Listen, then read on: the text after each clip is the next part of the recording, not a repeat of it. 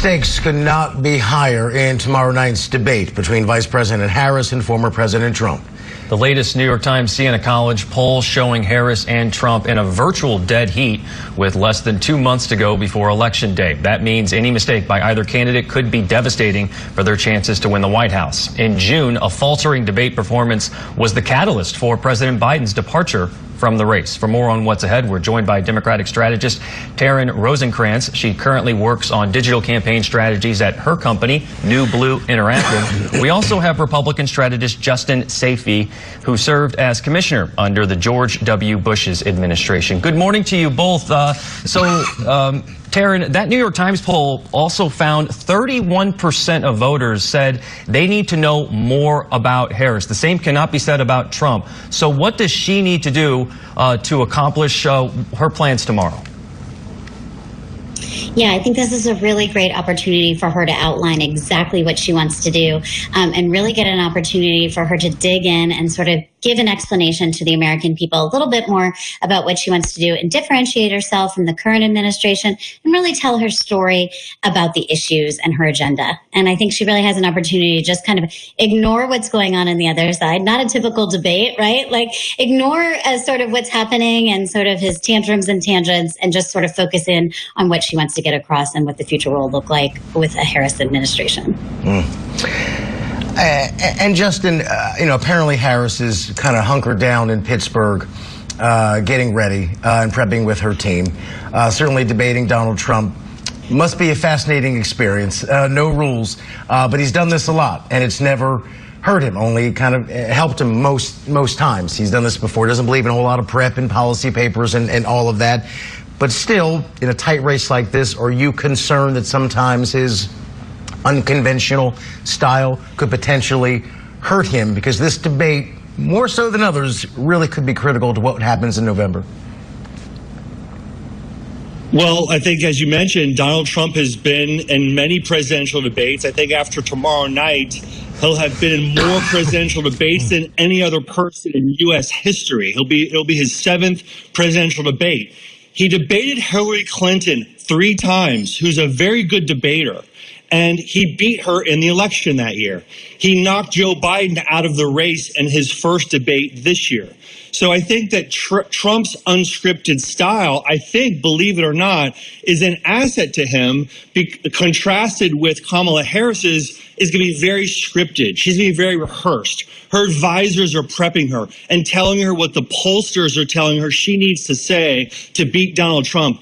No one believes that Donald Trump is listening to what his pollsters are telling him, and that's what he's repeating in the debate. So you're going to get an authentic Trump versus a very scripted Kamala Harris. To be clear, I think some people would argue Joe Biden knocked himself out of that debate as opposed to being defeated, but nonetheless. Of course, there's also going to be several. Sure, that's but Trump gave a performance that was stable enough for Biden to drop out of that race. He could have done much worse. If Trump had done worse in that debate, then people would have maybe said, you know what, Biden can maybe beat him, but he didn't. Let's talk about one of the issues that may be top of mind for voters following that tragic mass shooting at a Georgia high school just outside Atlanta here, and that is gun safety. Vice presidential candidate J.D. Vance, he is being criticized by the Harris campaign and some others for saying shootings are, quote, a fact of life. Here is how Georgia Senator Raphael Warnock responded on Sunday. It's not a fact of life. It's a fact of American life. And we Americans have to ask ourselves, why does this keep happening here? And the least we can do is stop hiding. Because literally we're telling our children that when this happens, the best we can do is tell you how to hide. Taryn, we'll start with you. How do you think the candidates are handling this issue right now? Well, I know it's very personal to so many of us, and I know that this is something to Kamala is she's going to be speaking directly to folks like me, to moms, and I'm a mom of a high school student, so this hit home in every way possible. And I think that's something that Donald Trump can't talk about in a way that is going to ease the pain, the fear, really to these American people. That's one way, no matter how authentic, my colleague who's sitting there, is saying that Donald Trump is going to be. This is one way he just can't talk about. It's this pain, this fear. we all want to know what we're going to do differently. And I think Senator Warnock said it best, like, this is an American problem, right? And we need to know what we're going to do about it. And I really think that that's one of the things that Kamala can talk about, is what she's going to do about it. And that's what I think us as moms, dads, parents, all of us out there, we want to know what we are going to do about it to keep us safe. Justin, do you see this as a liability for the former president?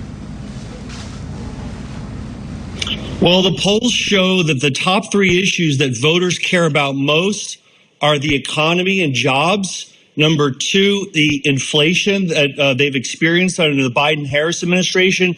And three, immigration. Those are the top three issues that voters care about. This certainly, gun violence is certainly an important issue. I think the way you presented J.D. Vance's quote, you misrepresented what he said.